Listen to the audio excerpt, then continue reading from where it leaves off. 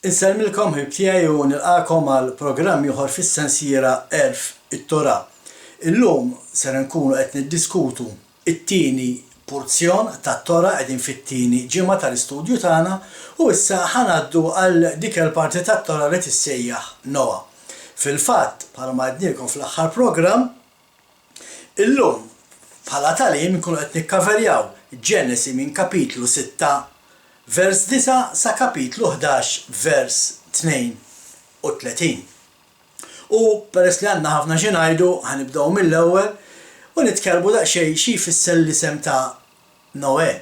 Noè, il-kelma Noè tfisser serħan, għaliex permezz ta' Noè id-dinja reġgħet straħet, id-dinja tnatfet minn dak il-ħażen li kien għaddej affarijiet li ħanitkellmu fuqhom f'dan il-programm. Ma xi ħaġa interessanti nkunu nafu li kull isem li jeżisti li hemm fil-kelma talla għandu tifsira, ifisser xi ħaġa. F'dan il-każ Noè ifisser serħan. U biex nibdew l-istudju tagħna allura immorru fil-Bibja tagħna niftħu Ġenesi kapitlu 6 u nibdew naqraw minn hemmhekk l-ewwel vers tal-paraxà, jiġifieri vers 9. Kapitlu 6 ta' Ġenesi vers 9. U dan jaqrek. Dan hu n-nisel ta' Noè. Noè kien bniedem ġust u kien perfett fost in-nies ta' żmienu, kien jimxi sewwa ma' Alla.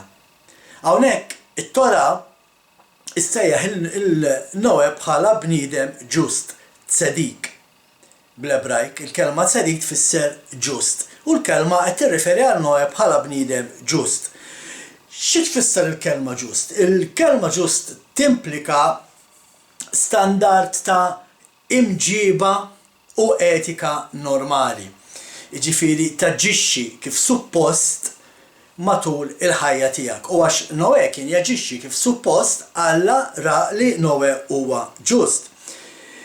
Għaliex kien ġust Noè?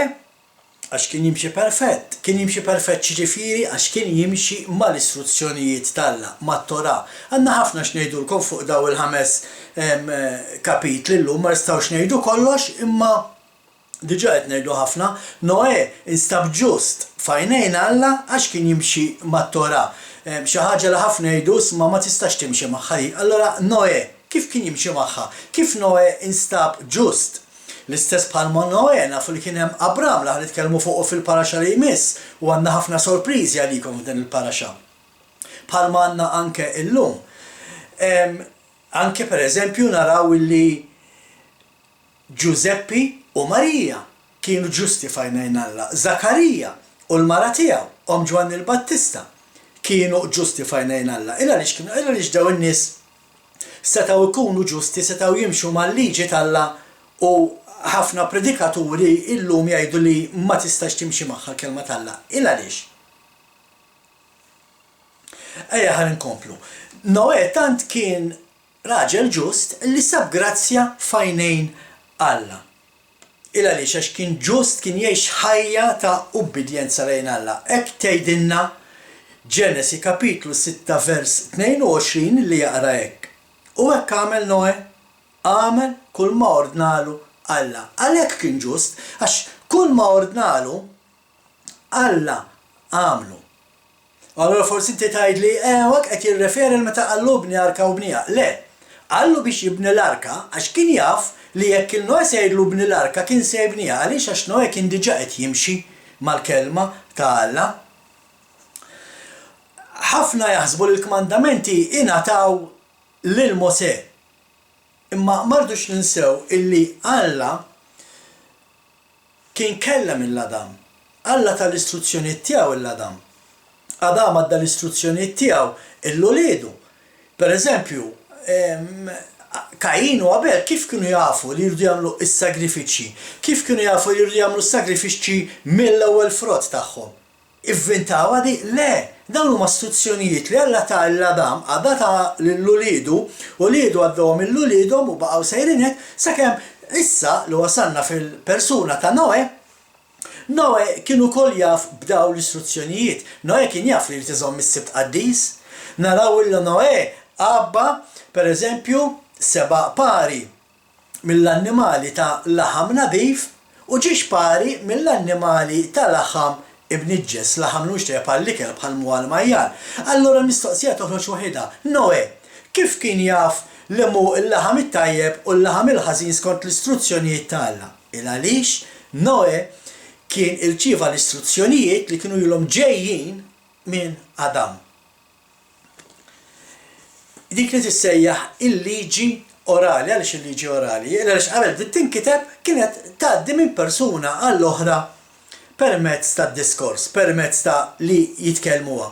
Jiena ngħidlek x'huma l-istruzzjonijiet, inti tgħaddihom il xi ħadd ieħor, xi ħadd ieħor jgħaddihom il xi ħadd ieħor dejjem mitkellma u allura x'hija mitkellma hija l-liġi orali. Ħafna wkoll jagħmlu l-iżbal li jaħsbu illi il-personaġġi tal-Bibja ġew wieħed wara l-ieħor. Pereżempju kien hemm Adam u mbagħad miet u mbagħad ġie Noe, u mbagħad miet u mbagħad ġie Abraham, u mbagħad miet u mbagħad ġie Mose. Le, mhux kull każ huwa hekk. Ħanaraw, se naqrawlkom anke passaġġi llum mill-ktieb ta' Jasher u mill-ktieb ta' Enok ħanaqrawlkom illum. U tkunu tafu illi pereżempju Noe kien diġà jeżisti, kien diġà jgħix f'din id-dinja meta Adam kien għadu ħaj. U hemm stejjer interessanti fil-ktieb ta' Jasher fuq dawn l-affarijiet. Għalhekk iddeċidejna li fl-istudju tagħna aħna nikkwotaw minn dawn il-kotba. Ħalli tkunu tafu x'inhi l-verità. Il-verità hi li meta Noe kien jgħix fuq din id-dinja, Adam kien għadu ħaj. Kienu jafu l-xulxin. Kienu jitkellmu. Noe ukoll kien iżomm is-sibt qaddis. Għaliex kien iżomm is-sibt qaddis? Illa għaliex huwa parti mill-liġi orali. Huwa xi ħaġa jalla ordna lil Adam, tinsewx. Tinsewx illi fil-jum qaddis tas-sibt Alla kien jinżel u jimxi ma' Adam fil-frisk tal-ġurnata. Għallu 60 taħdem imma dakinhar ħalli ħal miegħi, iltaqa' miegħi. U dawn l-istruzzjonijiet Adam għaddihom lil Noe. U Noe kien jaf li jrid iżomm is-sibt qaddis. Fil-fatt wasal żmien fejn kien biss Noe li kien iżomm is-sibt qaddis u għalhekk Alla ddeċida li lil Noe isalvah u ma jħallihx imut fid-duluvju. Il-kelma tajt li fl-aħħar żminijiet ser ikunu bħal fi żmien Noe. U dana insibuh miktub nerġgħu fil-Bibja tagħna, nerġgħu mmorru din id-darba fil-Vanġelu ta' Mattew kapitlu 24 u f'Mattew 24 immorru vers 37 sa 39 u Mattew 24 37 sa 39 jaqraw hekk. Bħal fi żmien Noe hekk tkun il-miġġeta bejn il-bniedem, għax kif fi żmien ta' qabel id-dilluvju kienu jieklu u jixorbu, jiżżewġu u jżewġu, sa dakinhar li Noe daħal fl-arka u b'xejn ma ntnebħu sa ma wasal id-dilluvju u ġar lil kulħadd, hekk tkun il-miġja ta' bejn il-bniedem meta se jerġa' jiġi Jexua. Ħafna mhumiex se jindunaw, dan huwa kollu minnu. Naraw illum poplu dinja aljenata, dinja aljenata fix-xalat, dinja aljenata f'festi pagani, dinja aljenata f'ħafna affarijiet fit-teknoloġija, ma jinteressaħħiex minn Alla. U l-mument li se jiġi jerġa' Jexua se jkun l-istess bħalma ġiet ix-xita fi żmien Noe. Ħafna ħajkunu semaw bl-isem ta' Jexua, ħafna ħajkunu semaw bil-verità, ħafna ħajkunu jafu il-kelma ta' Alla, imma mhux se jagħtu kasa, mhux se jisimgħuha. U se jibqgħu jażlu l-ħajja li jridu jgħixu huma, jew inkella anke jażlu li jaduraw l-Alla kif jaħsbu huma li jistgħu jaduraw, xi ħaġa li Alla ma jaċċettax. Fuq dan nagħmlulkom tagħlim ukoll il quddiem, fuq kif tfaħħar il-mulej, kif ridna nfaħruh il-mulej. Imma s-suġġett tagħna llum huwa l-paraxaw, s'issa wasalna fid-duluvju, u qed naraw li d-duluvju ġie Alla rrieda u l-kelma ta' Alla tgħidilna li anke meta jiġi Jexua, iż-żminijiet se jkunu bħal ta' żmien Noe. U allura aħna f'daw iż-żminijiet, żminijiet li ġa qed ngħixuhom, irridu ngħixu bħalma kien jgħix Noe. Irridu nkunu fidili, irridu nkunu ġusti, irridu nkunu perfetti f'għajnejn Alla. Perfett ma jfissirx li ma tagħmilx ġnub. Perfett ma jfissirx li ma tiżbaljax. Kulħadd jiżbalja. Imma timxi fl-istruzzjoni tal-mulej u jekk inti tiżbalja, tikkoreġi triq tiegħek.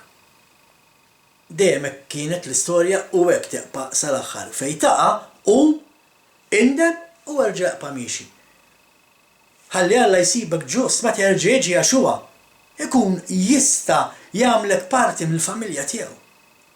Imma jekk inti ma tażilx timxi mal-istruzzjonijiet tal-Alla jiġrilek bħalma ġralhom dawk in-nies fi żmien Noe, illa x'hekk tgħid il-kelma bħal fi żmien Noe kollox.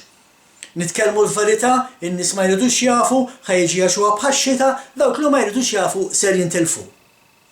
Sempliċi. Mhux biss li temmen f'Jaxua imma li timxi fl-istruzzjonijiet, għaliex ħafna jaħsbu li issa x'saru Kristjani, all right, ma nista' ammut jiena ħammur il-ġenna. Imma naraw x'għandu xi jgħid l-Apostlu Ġagbu fuq dil-biċċa xogħol, mmorru Ġagbu it-tieni kapitlu li trata Ġagbu it-tieni kapitlu versi 21 u 22. Ġagbu it-tieni kapitlu versi 21 u 22. U daw iż-żewġ tifrus jaqraw hekk.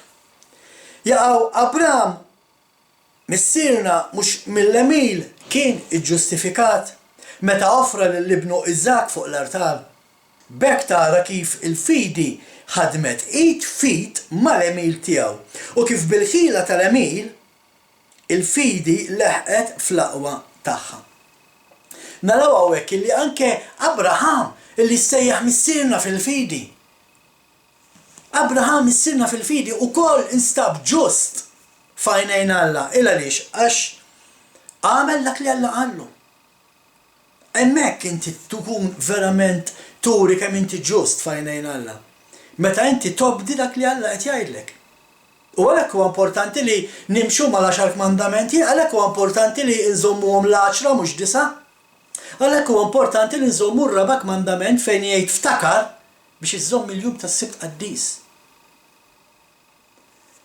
Dawn huma l-affarijiet illi Alla qed jistenna minni u minnek. L-istruzzjonijiet li tagħna nimxu magħhom u wettquhom. Allura qed naraw illi bħal Noe Abraham instab ġust u ġie imbierek. Issa dik kienet l-introduzzjoni fuq, mela ejja ħalli ngħaddu għal x'għandha xi tajt il-paraxa tal-lum. U naqraw fil-paraxa tal-lum diġà qrajna dal-vers Ġenesi kapitlu 6 vers 9 fejn jaqra hekk. Dan hu n-nisel ta' Noe kien bniedem ġust u kien perfett fost in-nies ta' żmienu. Kien jimxi sewwa ma' Alla. Illa għaliex instab ġust Noe għax kien jimxi sewwa ma' Alla, għax kien jagħmel dak li Alla jgħidlu. Ħafna qabel qallu għamel l-arka. Alla qal lil Noe f'Ġenesi kapitlu 7, ħammorru sa kapitlu 7 nibdew niżlin naqra l-isfel, vers 1. U l-mulej qal lil Noe, idħol intu darek kollha fl-arka. Għax qudiemi jiena lilek sibt ġust fost in-nies ta' dak iż-żmien. Allura qed naraw li Noe ġie salvat u l-familja tiegħu permezz li kien ġust. U ġie salvat bis-saħħa li ġie salvat għamel futur għall-umanità. Li kieku Noe ma kienx ġust kien jinqered mal-kumplament tal-umanità. Kieku jiena u inti llum maħniex hawn. Kieku kien ikollu jerġa' jibda mill-ġdid il-mulej għax ma kien jifdal ħadd f'din id-dinja. Huwa mertu ta' Noe li l-ħajja fuq l-art salvat il-ġudizzju tal-Alla. Għax Noe kien raġel ġust. Bl-istess mod huwa mertu ta' Jaxua li permezz tiegħu issa aħna salvati. Fil-fatt, ma nafx qatt smajtu t-talim li l-arka ta' Noe hija tipoloġija ta' Jaxua, tipoloġija ta' Kristu. Dawk li daħlu fl-arka salvaw. Dawk li jidħlu fi Kristu isalvaw. Imma meta inti tidħol fi Kristu, meta inti tibda temmen fi Kristu, timxi fuq l-istruzzjonijiet tiegħu. M'għandux għalfejn noqogħdu nirrepetu illi Jaxua kien bniedem li mexa mal-liġi ġie biex iwettaqa, ġifieri ġie biex jagħmilha kollha, mhux biex iwaqqagħha xu stess qal, ara ma taħsbux li ġejt biex iwaqqa' l-liġi u l-profeti, jien ma ġejtx biex inwaqqa' l-liġi u l-profeti, ġejt biex iwettaqa, ġejt biex nurikom kif għandkom timxuha. U hawnhekk jaqa' l-argument li aħna ma nistgħux nimxu mal-liġi tal-Alla. Jekk hekk allura Jaxua kiddib. Imma jiena naf li Jaxua mhuwiex Giddib. Jekk hu qal li nistgħu nimxu mal-istruzzjonijiet tal-Alla, Giddib huwa l-bniedem li jgħid li aħna ma nistgħux. Ejja ħankomplu ħanaraw il-paraxà tal-lum. Qed naraw li Mosè sab ħniena f'għajnejn il-mulej Noè qed naraw li Noè sab ħniena f'għajnejn il-mulej x'jiġifieri sab ħniena. Prattikalment ma kienx ħaqqu. Dik hija ħniena hija xi ħaġa li Alla jtik Alla folja ma ħaqekx. Noè kien ġust u perfett. Noè kien jimxi ma' Alla u sab ħniena, sab grazzja. Alla wara il-grazzja miegħu. Nerġgħu ngħidu l-istess li għedna fl-ewwel programm, il-grazzja ma bdietx meta ġie Jaxua, il-grazzja kienet mill-bidu net. Qed naraw anke minn Noè nnifsu sab grazzja f'għajnejn Alla. Alla fil-faċċjejt Ħabakuk, il-profeta Ħabakuk li qatt ma tisma' tagħlim fuqu fil-Knisja. Għaliex? Ejja naraw vers wieħed ħansemmu Ħabakuk kapitlu 2 vers 4. Araħ jinfena minn mhux ruħu sewwa, iżda l-ġust jgħix bil-fedeltà tiegħu. Min hu l-ġust? Dak li jimxi skont dak li qed jgħidlu Alla il-Missier. Dak huwa l-ġust. Dak li jżomm l-istruzzjonijiet ta' Alla il-Missier. Dak jgħix bil-fedeltà tiegħu. Naddu issa nerġgħu morru ftit lura l-kapitlu 6 u naddu għal parti fejn naraw l-Alla jagħti istruzzjonijiet lil Noè. Kapitlu 6 ta' Ġenesi vers 14 jaqra hekk. Għamel għalik arka mill-linjam ta' ċipress. Qassama fi kmamar u idlika minn barra u minn ġewwa bil-qatran. U tagħmilha hekk. 300 drieħ tul, 50 drieħ wisa u 30 drieħ għoli. L-arka għamilha s-saqaf u komplija drieħ il-fuq. Il-bib tal-arka tqedu fil-ġenb. La informazzjoni fuq il-kelma arka bil-lingwa ebrajka li hija il-kelma teva. Il-Tora tuża l-istess kelma, il-kelma teva, tuża meta tirrakkonta l-istorja ta' Mosè meta ommu għamlet dak il-famuż basket żgħir dilkitu biż-żift minn barra u minn ġewwa u poġġitu fl-ilma. L-istess kelma li tintuża fir-rakkont biex tirreferi għall-arka l-kelma teva hija l-istess kelma li tintuża sabiex tiddiskrivi dan il-basket. U allura qed naraw żewġ tipi ta' arki, żewġ tipi ta' xi ħaġa fejn tista' toqgħod fihom illi salvaw lill-poplu, salvaw lin-nies, salvaw dal-każ lil Noè u salvaw lil Mosè. Għalhekk qedtilkom l-arka hija tipoloġija ta' Jaxua. Illa li xiex inti jekk inti temmen verament f'Jaxua. Jaxua isalvak. Imma ma ninsawx minnu Jaxua, Jaxua il-kelma tal-Alla magħmul bniedem.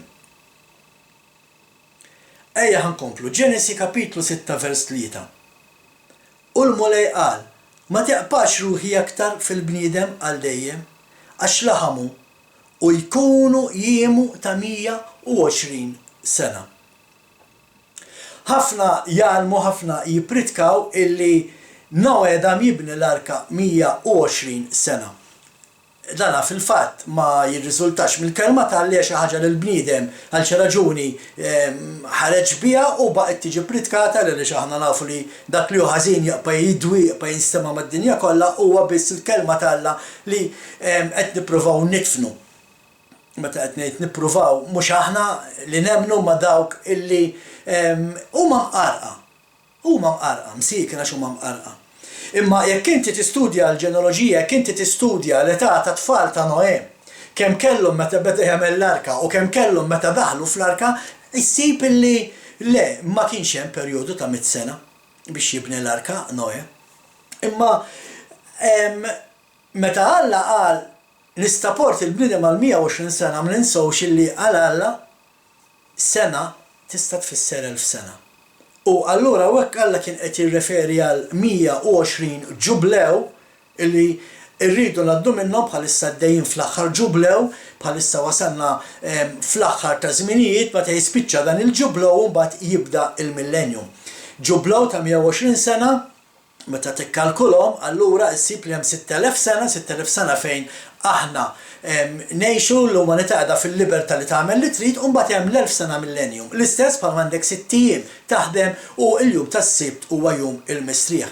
Din l-1000 sena hija rappreżentata fil-jum tas-sibt. Il-jum tas-sibt jirrappreżenta huwa tipoloġija huwa eżempju ta' se jkun qed jiġri fil-millennium. Meta nkunu fil-preżenza ta' Alla, u Alla jmexxina, u Alla jkellimna, u Alla jgħallimna, u Alla jispjegalna. Fil-fatt, hawn min jgħallem ukoll illi isma' 120 sena jfisser li l-bniedem ma jistax jgħix aktar. Dan l-argument ma jreġix lanqas għaliex naraw ħafna karattri wara Noe u hemm iktar minn wieħed ngħid tlieta ta' ġifieri illi għexu ħafna iktar minn 120 sena. Nerġa' ngħid, il-120 sena hekk qed jirreferi għal 120 ġublew li d-dinja tittardi minnhom biex tgħaddi għal millennium. Rajna u fil-fatt qed ninnutaw anzi li waqt li għaddejn dal-120 ġublew dejjem ġara l-istess bħalma ġara fi żmien Noe, il-poplu ma jrid jaf, il-poplu baqa' jrid biss jiċċelebra, il-poplu baqa' biss jemmen dak li jrid jemmenu, il-poplu baqa' biss ħafna jaduraw Alla tfolot mad-dinja kollha. Ħafna għadhom iġorru l-istatwi fuq spallehom, għadhom jaduraw l-istatwi, ħafna għadhom jiċċelebraw festi pagani maħluqin minn knisja tal-bniedem u mhux mill-kelma ta' Alla. 120 sena, 120 ġublew. Il-ħajja baqgħet l-istess bħal fi żmien Noe. Għaliex kienu wisq moħħhom fix-xalati, kienu wisq moħħhom x'se jixorbu, kienu wisq f'moħħhom xi jridu jilbsu. Importanti li tifhmuni x'qed ngħid hawn, għaliex illum ħanaqrawlkom rakkont mill-ktieb ta' Enok fejn tkunu tafu kemm kera il-vanità. Meta bniedem jagħmel affarijiet biex jidher sabiħ, bħallak li qallu kif ħolqu kollha m'intix sabiħ. Imma ħanitkellmu fuq x'in naqraw dak li għandna naqrawlkom, x'in naslu għaliha. Naraw li Alla, meta naqraw ir-rakkont tal-arka, naraw li Alla għala il-bib li kien hemm fil-ġemp. Alla ta' istruzzjonijiet in-Noe biex jagħmel il-bib fil-ġemp li kien dejjaq, jekk ikollna ċans nitkellmu fuq ukoll dan il-bib. U dan jfisser sakemm dan miftuħ il-bib, dawk in-nies setgħu nidmu minn dubietom u daħlu fl-arka. Il-moment li Alla laq il-bib, daqshekk issa m'hemmx ċans għall-mafra. Issa tista' mhux twerżaq u tajjed u tikbi u teżża' snienek, u hekk ser jiġri wkoll fl-aħħar żminijiet. Se jasal żmien fejn Alla ħejt daqshekk. La ma rridux tisimgħu, issa m'għandkomx ċans. Jalaq il-bib. Il-moment li jalaq il-bib, il-moment li jiġi għaxuha. U l-ħżiena jinqerdu, m'għandhomx ċans. L-istess bħalma ma kellhomx ċans dawn in-nies jindmu. Il-moment li Alla jalaq il-bib ikun għalqu darba għal dejjem. Ftakru hemm ġudizzju ħbib tiegħi. Hawn min jallem li kulħadd ħajsalva. Il-kelma tal-Alla ma tgħidx hekk. Il-kelma tal-Alla ma tgħidx hekk. Qatt tiġi ġurnata u Alla ma jqpax jagħtina ċans li nindmu. Ejja ħankomplu. Ġenesi kapitlu 6 vers 9. Danu in-nisel ta' Noe. Noe kien bniedem ġustu, kien perfett fost in-nies ta' żmienu, kien jimxi sewwa ma' Alla. Vers 10. Lil Noe twildulu Sem, Ħem u Ġafet. Paftakruhom daw tliet ismijiet għax se nerġgħu nsemmuhom. Ħem, Sem u Ġafet. U l-art tħassret quddiem Alla u ntliet bil-vjolenza. U Alla ħares lejn l-art u l-art kienet imħassra għax kull ħlieqa ħajja kienet għawġet triqita fuq l-art. Xi jfisser illi l-art tħassret quddiem Alla u ntliet bil-vjolenza? Id-dnub iġib il-korruzzjoni. Il-korruzzjoni iġib il-vjolenza. Daw l-affarijiet nistgħu narawhom bajnejna mad-dinja kollha. Meta naraw daw id-demostrazzjonijiet nies ikkissru pajjiżi sħaħ għax qed jirribellaw. Il għaliex għax id-dnub iħassar l-art. Il għaliex għax l-art ġiet korrotta Alla stess qal. Illi l-moment li sar id-dnub l-art saret korrotta u bdiet tagħti s-saħħu u ħaxix ħażin lil dak li jrid jaħdimha. U allura forsi hawn min jgħid li rajt jien mhux bidwi li ma tagħmilix differenza, iva tagħmillek. Illa li xalla mhux qed jitkellem biss fuq ix-xewq u l-ħurrieq u l-ħaxix ħażin. L-art kollha saret korrotta. Tmiss fejn tmiss, tħares fejn tħares. U l-korruzzjoni ġġib il-vjolenza. Fil-fatt il-kelma propja ta' tħassir, il-kelma tħassir bl-Ebrajk hija il-kelma xaħat. Xaħat tfisser tħassir. U ma taħsbux bħal intom li d-dinja bħalissa hija imħassra. Mhux bħal li temmnu li wasalna fl-aħħar żminijiet u d-dinja qed tokrob bluġieħ tal-ħlas. Għaliex għax tħassret. Ma diex id-dinja li ħalaqalna l-istess bħal fi żmien Noè. Imma l-istess bħal fi żmien Noè Alla se jerġa' jirrestawra din id-dinja. Din hija l-wegħda li Alla għamel. X'nifhmu meta ngħidu l-art tħassret u hawnhekk fejn se nagħmlu referenza dalwaqt għal ktieb ta' Jasher u l-ktieb ta' Enok. Il-kodba ta' Jasher u ta' Enok jagħtuna ħafna informazzjoni storika ta' x'ġara biex tħassret l-art. Diġà għednilkom il-Bibja huwa ktieb spiritwali, huwa ktieb li jresqek lejn Alla iktar ma taqrah. Il-kodba l-oħra li ma nsibux inklużi fil-Bibja huma kodba ta' ġrajiet, kodba ta' storja. Jalmuna fl-istorja x'kien ġara. Ma jfissirx li ma naqrawhomx. Diġà għednilkom l-apposti qrawhom illa li x'kien hemm minkuthom u anke Jaxua. Żewġ stejjer differenti, żewġ rakkonti ta' Jaxua fil-Bibja. Jaxua jikkwota mill-ktieb ta' Enok. U interessanti. Jfisser li Jaxua rom daw. Jaxua kien jaf x'kien fihom. Illa għaliex għax jagħtuna issa tindunaw xi stampa ħajtuna kemm stampa ħafna iktar ċara ta' x'ġara, stampa storika. Ejja ħanerġgħu naraw x'jgħidilna Ġenesi kapitlu 6 vers 12 din id-darba. U Alla ħares lejn l-art. U ra li kienet imħassra għax kull ħlieqa ħajja kienet awġet triqta fuq l-art. Kull ħlieqa ħajja awġet triqta fuq l-art. Ejja ħanaraw x'ġara. U hawnhekk fejn se nirreferu għal ktieb ta' Enok. Il-ktieb ta' Enok li diġà għednilkom fl-ewwel programm huwa ktieb miktub għall-aħħar ġenerazzjoni biex l-aħħar ġenerazzjoni li nemnu li aħna nkunu nafu x'ġara u x'inhu ġej illa għaliex m'hemm xejn ġdid taħt il-kappa tax-xemx. Dak li seħħ jerġa' isir. Imma jekk immorru fil-ktieb ta' Enok kapitlu 6, 7 u 8 tħablux raskom mhumiex twal daw il-kapitli, imma ħanaqrawhomkom u għal biex żgur tifhmuna x'qed ngħidu. Ħadna l-inizjattiva li daw 3 kapitli naqilbuhom bil-Malti biex kulħadd jifhem anke min forsi ma jifhimx daqstant bl-Ingliż ikun jista' isegwi. U il-kapitlu 6 jismu hekk.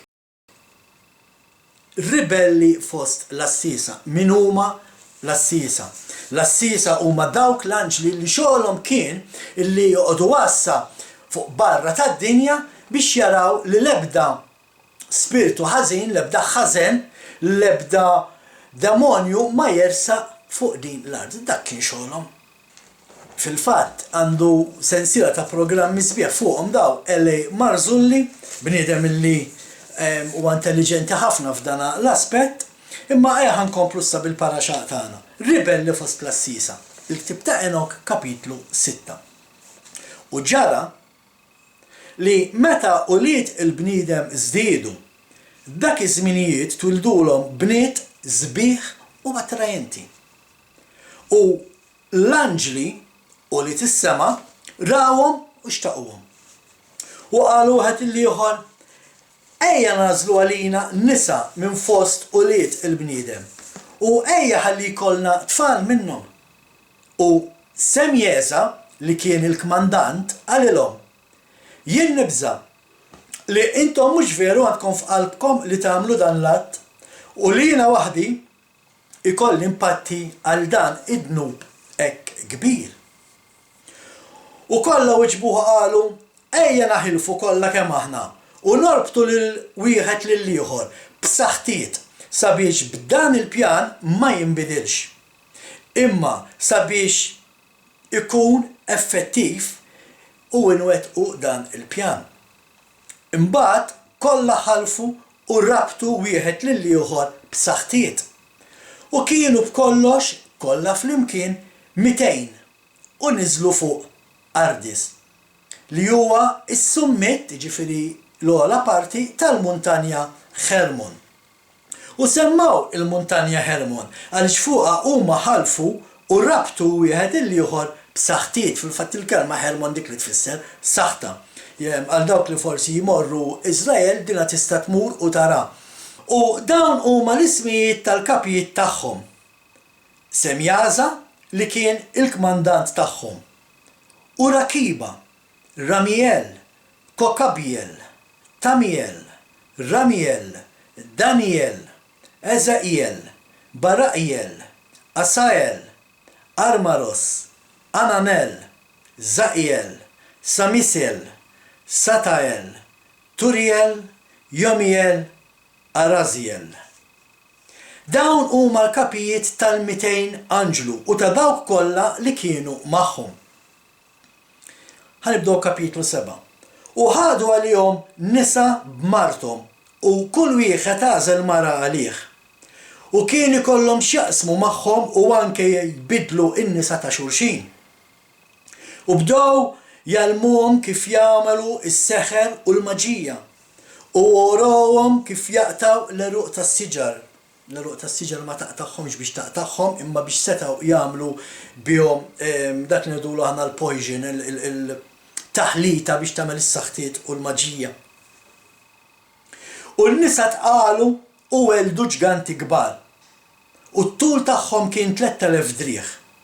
Dawn erdu dak kollu l-bniedem ħadem għalih, sakemm il-bniedem ma setax isostnihom. U l-ġganti daru kontra l-bniedem sabiex jaqirduhom. U bdew jindmu kontra l-asafar, kontra l-annimali, kontra r-rettili u kontra l-ħut. U bdew iduru għal xulxin u jqattaw il-ġisem wieħed tal-ieħor u jxorbu id-dem minnu. U mbagħad l-art ilmentat kontra dawn ta' bla liġi.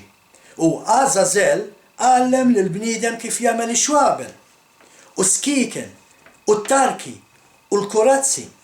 F'kelma waħda qalbuhom jiġġieldu. U orawhom tipi ta' metall u s-sena ta' kif jaħdmuh, brazzoletti u ornamenti u l-art ta' kif iżejnu għajnejhom u kif issebħu tebqet il-għajn. Qed taraw dal-affarijiet kollha ġejjin minn dawn li nistejħu fallen angels, anġli li ma baqgħux isegwu l-Alla. Qabel waqgħu daw ġew fid-dinja, in-nisa tad-dinja ma kinux jagħmlu dal-affarijiet. Inkomplu. U warawhom tipi ta' metall u s-sena ta' kif jaħdmuh, brazzuletti, ornamenti u l-arti ta' kif iżejnu għajnejhom u kif isebħu tebqet il-għajn. U ħaġar prezzjuż u kull tip ta' żeba bil-kulur biex jinżebgħu biha l-wiċċhom. Make-up. U d-dinja kienet inbidlet. U kien hemm nuqqas kbir ta' rispett u ħafna fornikazzjoni. U tbiedu mill-verità u traqathom kollha kienet imħassra. Amezarek għallem lil dawk li kienu jitfaw is-saħħtiet u jaqtaw l-eruq. Armaros orjhom kif uħollu is-saħħtiet. U Bara'iel għallem lill-astrology. U Kokabiel għallem dwar il-kostellazzjonijiet u s-sinjali tagħhom. U Tamiel għallem dwar il-korsa li tuħu x-xemx u xi tfisser. U Azratel għallem dwar il-korsija tal-qamar. X'qed naraw hawnhekk? Qed naraw illi qabel daw l-anġli ddeċidew li jinżlu fid-dinja u jkollhom x'jaqsmu man-nisa, daw l-affarijiet ma kinux jeżistu. Daw huma affarijiet illi għalmu daw l-anġli lill-umanità. Huma affarijiet illi anke llum għadhom qed isiru. Illum nafu daw l-ħafna hybrids li qed jinħolqu fil-laboratorji taħlit ta' annimali, taħlit ta' frott, taħlit ta' affarijiet oħra. Per eżempju, llum issib il-frotta binar żerrija, xi ħaġa li ħanadilkom m'għandix għalfejn idea ngħidha aħna ta' Messjenik Malta ma nixtruhiex. Għaliex frotta binar żerrija mhijiex kif ħalaqa Alla. U inti għandek tfittex l-affarijiet kif ħoloqhom Alla. Qed naraw diġà semmejna fil-laboratorji tip ta' hybrids li ssib jaħaltu annimali wieħed mal-ieħor. Qed naraw illum fuq l-annimali qed ikabbru anke partijiet mill-ġisem tal-bniedem biex waqt operazzjoni tkun jistgħu jintużaw. L-istess bħal fi żmien Noè qed jerġa' jiġri ħbib tiegħi. L-istess. Jekk intom terġgħu tisimgħu dan ir-rakkont, isimgħuh u waħsbu naqrax kien qed jgħid Enok kif tħassret id-dinja. Dawn ma l-affarijiet li bihom Enok qed jgħid isma' d-dinja tħassret. Ma kienitx hekk imma ġew dawn l-anġli għalmu li kellhom jagħmlu u issa ġara li ġara. Interessanti naraw kif Alla lil Noè diġà semmejna jagħmel bieb fil-ġenb li jissimbolizza l-indiema. U bl-istess binarju naraw kif Jaxua ukoll ikkompara l-indiema bħala bieb żgħir.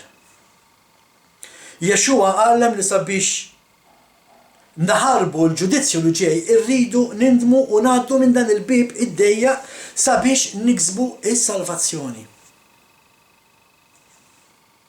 Araw x'jgħid Luqa, kapitlu 13 vers 24. Tħabtu biex tidħlu mill-bib id-dejjaq. Għax kif ngħidilkom jien, ħafna tifittxu li jidħlu u ma jirnexxilhomx. Dan huwa l-istess bib li kien hemm fl-arka, bib dejjaq li meta se jingħalaq tipprova tidħol u ma jirnexxilekx. Għax meta jasal sit id-dar ikun jagħlaq il-bib.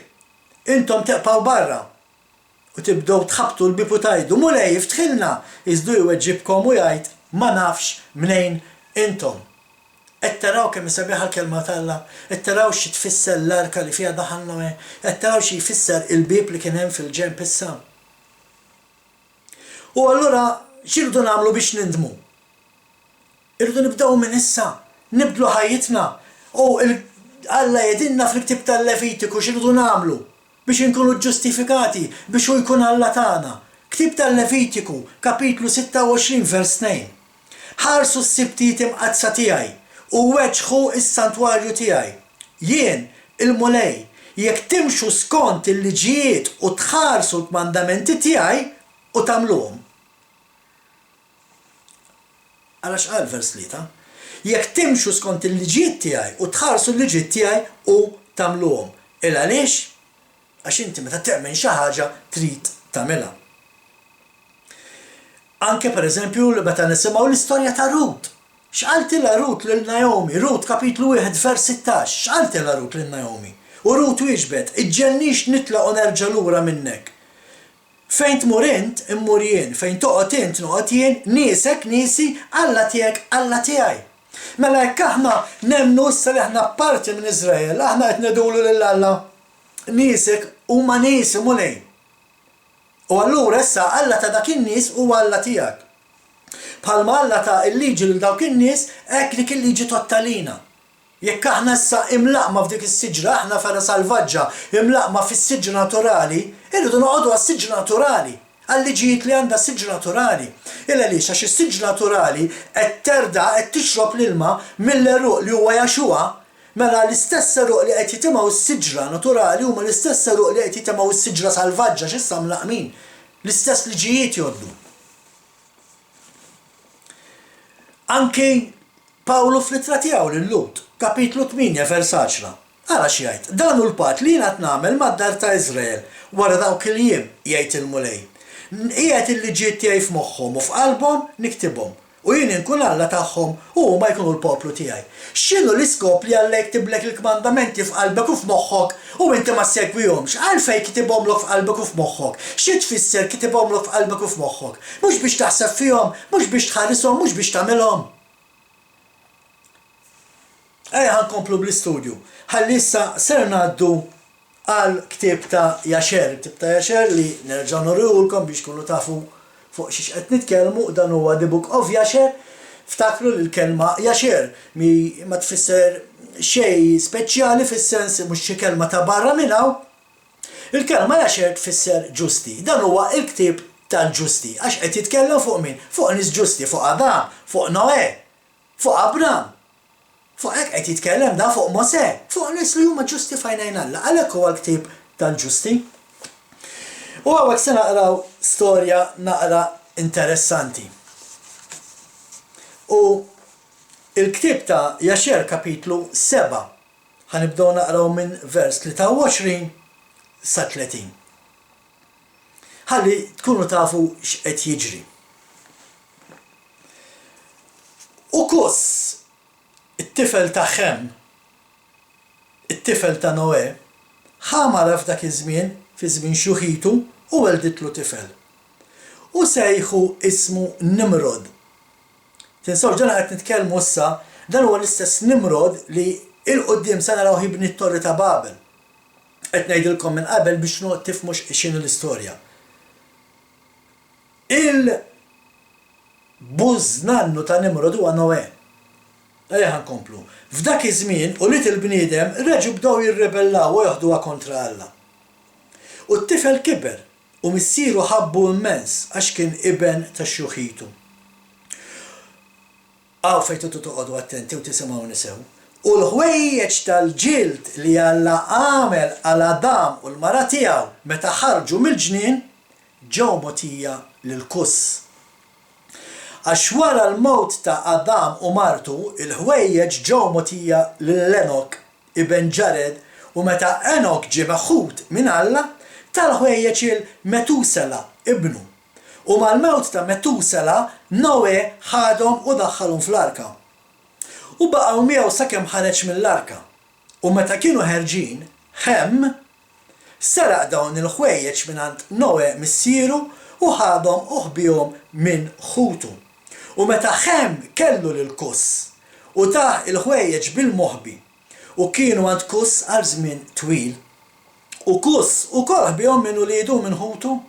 U meta Kus kellu lil Nimrod u taħ dawn il-ħwejjeġ għax tant kien uħobbu. U Nimrod kiber u meta kellu 20 libes il-ħwejjeġ. U Alla taħ qawwa u saħħa u kien b'saħħtu bħala kaċċatur fuq l-art. Iva, kien kaċċatur qawwi fl-għalieqi u kien jikkaċċja annimali u jibni altari u kien joffri fuqhom daw l-annimali għal mulej. Il-għalx huwa interessanti da kollu ħbib tiegħi. Il-għalx bħalma qedtilkom diġà bħalma tafu il-karattri tal-Bibja mhux wieħed mietu l-oħorex imma qegħdin hemm wieħed mal-ieħor. U qed naraw kif Adam meta dineb Alla millhom il-ħwejjeġ tal-ġild lilu u l-mara tiegħu lilu u l-lefa u issa daw il-ħwejjeġ spiċċaw għand Noè. Baqgħu jintirtu u mingħand Noè ħadhom ħemtom il-Kus u kustom lil Nimrod. Xi ħaġa interessanti aħna nitkellmu fuqha forsi fil-paraxxa li jmiss issa ta' wara din. Noè ma kellux biss il-ġlud, il-ħwejjeġ li Alla għamel ta' Adam u Eva, imma kellu anke l-Adam tagħhom. Ma dan nitkellmu fuqu fil-paraxxa ta' wara. Imma kif qed taraw ħbib tiegħi, hemm daw affarijiet li huwa tagħlim għal ħafna żgur li huwa tagħlim ġdid. Illa li dan huwa tagħlim li qed naqrawh mill-ktib ta' Jasher, nerġa' ngħidilkom ħadna l-inizjattiva huwa pjaċir tagħna li nagħmluh illi naqilbu l-paragrafi bil-Malti biex tkunu tistgħu tifhmu x'qegħdin ngħidu. U allura qegħdin ngħidu li Adam meta miet ħwejġu baqgħu jintirtu spiċċaw għand Noè ħadhom f'miegħu fl-arka meta niżlu mill-arka Xem ħadhom bil-moħħbi żammu mandu tom il-uliedu li l-wieħed mit-tfal tiegħu u wieħed mit-tfal tiegħu tom lit-tifel tiegħu. U allura spiċċaw issa għand Nimrod. Nimrod li meta libishom tedinna l-kelma Alla kien taħ saħħa speċjali, kien taħ qawwa speċjali, kien kaċċatur kbir Nimrod.